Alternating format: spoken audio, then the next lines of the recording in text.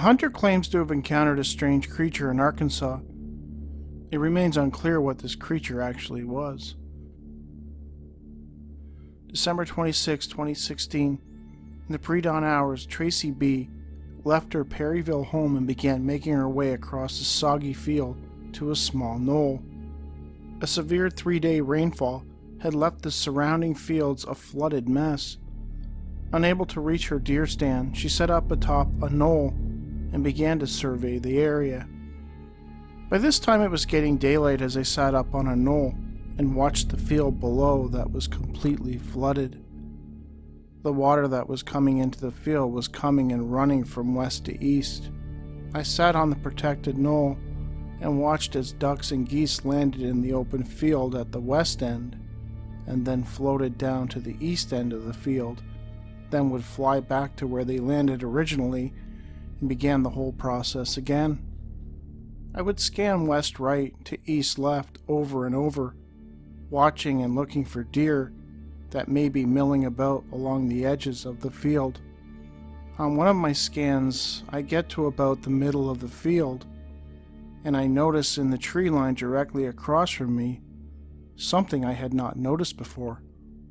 A large object that I tried to think if I had seen it in one of my previous scans.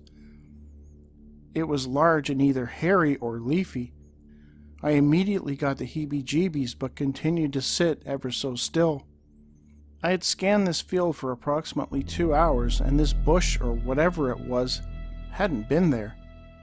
It was about 300 yards directly across from me, and I couldn't shake this feeling that something wasn't right. Extremely disturbed by what she was looking at, Tracy quickly gathered her things and began heading for home. She felt it would not be wise to walk home through the woods and instead chose to make her way across her neighbor's field, which was next to a main road. If anything did happen, maybe someone would see as they drove by, she recalled. Though as she made her way out, the strangeness would continue.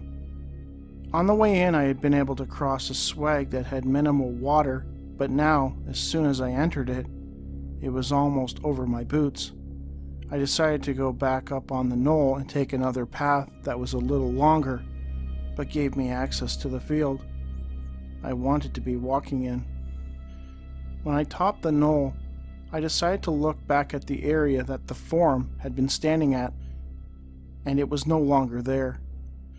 In my mind, I had come up with a million thoughts as to what it was, like a tree that hadn't lost any of its leaves or a hunter in a reddish-brown ghillie suit, even though I knew that the water was too deep for anyone to have gotten to that area. I scanned to see if it was anywhere else, and quickly increased my pace to and through the field to the road.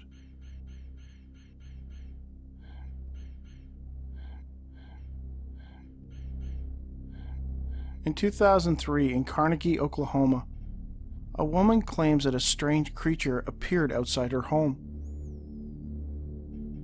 On the night in question, her granddaughter claims that they were at home when they received a phone call from their grandmother that a person was lurking around her property and walking in the woods. It was causing her dogs to become frantic.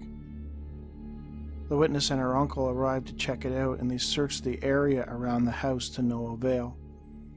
Fearing that some unsavory individual might be lurking in the woods waiting for them to leave, they called the police and also notified the Bureau of Indian Affairs.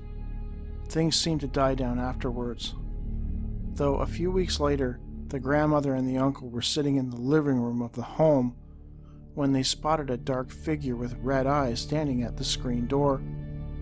The uncle noted that upon seeing the figure, he became frozen with fear. He just could not understand what he was seeing. The grandmother was equally frightened. The most peculiar aspect of this figure was not only the red eyes, but the fact that it appeared to have the head of a kangaroo and the body of a man. The uncle quickly sprang to his feet and rushed across the room to shut the front door. He watched as the figure slowly walked away, disappearing into the darkness of the nearby woods.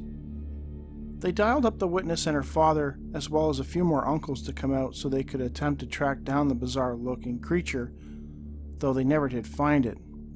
In the weeks that followed, the grandmother insisted that it still continued to lurk around the property, peering in her window from time to time. She even took to calling it red eyes. Occasionally, when her dogs start barking, she believes it is just them alerting her to the fact that old Red Eyes was on the prowl.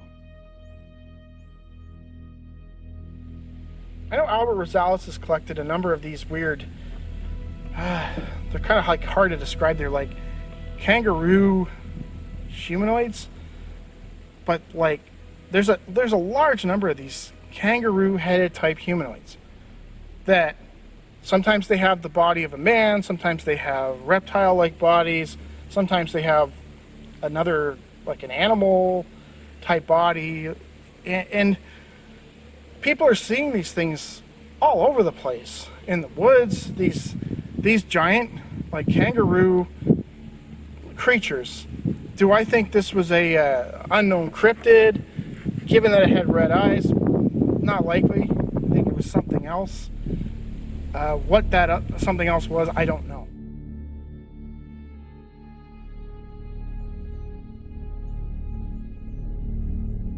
Sunday, April 20th, 2014, Easter.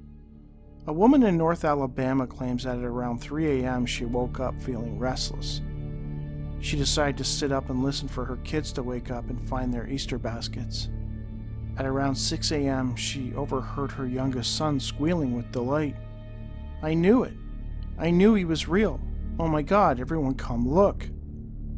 Upon hearing this, she quickly jumped out of bed and ran for his room. She wanted to find out what he was talking about and what was going on.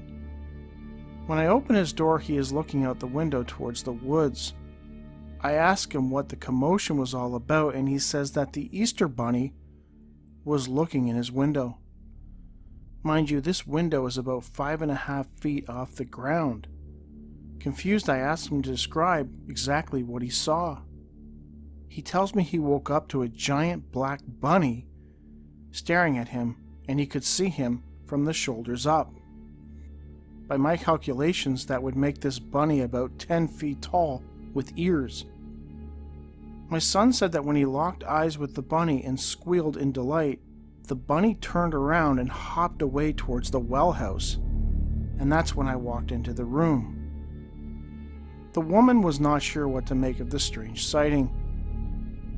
My son isn't one to make up stories, and I believe he really saw something. I just don't think he saw a 10-foot Easter bunny. Do I think it was a giant 10-foot tall rabbit lurking around, their property? Just happened to show up on, Easter to see this kid? Probably not likely. If this kid isn't lying, if it's not just an instance of a kid having a wild imagination, then it is possible that this thing was a type of tulpa that this kid had conjured up because of his excitement of it being Easter. And it's not uncommon. There are cases of that where these kids describe seeing Santa Claus or describe seeing the Easter Bunny on like Easter and Christmas time. And I think those are instances of tulpas. Tim Renner over at Strange Familiars podcast has collected a number of these types of cases where people describe seeing Easter Bunny right around Easter time, or seeing Santa Claus at Christmas time. So is it that? Is it a tulpa? I guess it's possible.